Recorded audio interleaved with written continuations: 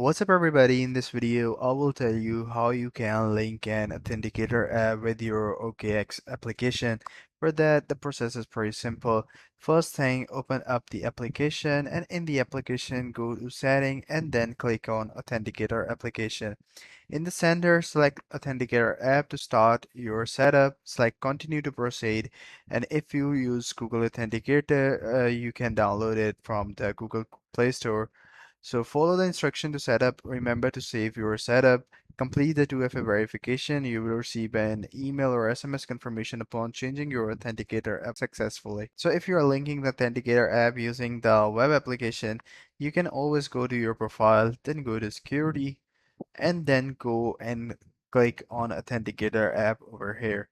So open your existing Authenticator app on your mobile phone and simply scan the QR code or enter the pass key, which is 6-digit setup key for the security verification. Once you are done with it, just write the code in it, and that's pretty much it. That's how you can set up and link the Authenticator app with OKX account.